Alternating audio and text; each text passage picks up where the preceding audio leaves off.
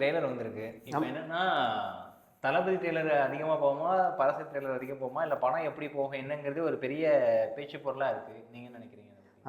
பராசக்தி அப்புறம் ஜனநாயகன் ட்ரெய்லர் விட்டாங்கல்ல, அது ரெண்டுத்துல எது நல்லா போகும்னு பார்த்தா பகவந்த் கேசரி நல்லா போகுதுயா. இப்போ ரொம்ப எல்லாரும் அதை பார்க்க ஆரம்பிச்சிட்டாங்க.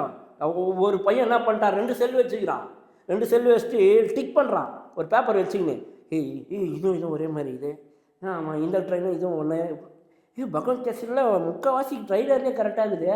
அப்போ படத்துக்கு போனால் என்ன இருக்கும், அதே படம் தான் இங்கேயும் இருக்கும். வேற என்ன புதுசாக எடுத்து வச்சுக்கிறாங்க? அதுதான் இந்த கர்மத்தை தான் நைட்டு ஃபுல்லாக ஒட்டி நின்றீங்களாடான்ற மாதிரி 1.5 வருஷமாக ஒட்டி நிந்தியா. ஆனால் எனக்கு இவர் மேலே ரொம்ப நம்பிக்கை இருந்தது, எச் வினோத் மேலே.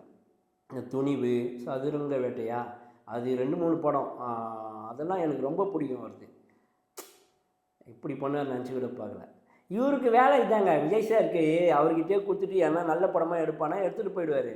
அதை விட்டுட்டு ஏற்கனவே லியோ படத்தில் ஒரு இங்கிலீஷ் படத்தை ரீமேக் பண்ணி அதை எடுத்துன்னு வந்து இந்த படத்தை அப்படியே தெலுங்கு படம் நட்ச படத்தில் ஓடின படத்தில் பாதி படம் ரீமேக் படம் தான். இப்போ ஹெச் வினோத்தோட படமா இது விஜய் படமா, யாரோட படமா இருக்கும்னு நினைக்கிறேன்? இது எங்கள் பாலையாவோட படம்.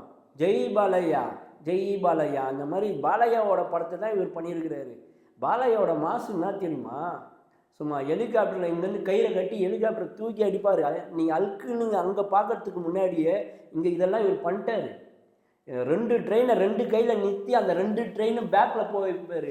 அவ்வளோ பெரிய மாசு. ரஜினி சாரே சொல்வார், இவங்கிட்டலாம் ஐயோ மோசமானவன் பார்த்தாள் அப்படின்வாரு. மார்வல்ஸே இப்போ நம்ம பாலையாட்ட இருந்து தான் காப்பி அடிச்சிருக்காங்க. ஆமாம், மார்வெல்லாக இருக்கட்டும், இந்த ஹரி பாட்டரில் வர வேலையாக இருக்கட்டும், நிறைய சீன்ஸ்லாம் வந்து ஹாலிவுட்டோட பிரம்மாண்டமான சீன்ஸ்லாம் மாயாஜால இது பிளாக் மேஜிக் இது எல்லாமே பாலையா கிட்டேருந்து கற்றுக்கின்னு போனது தான்.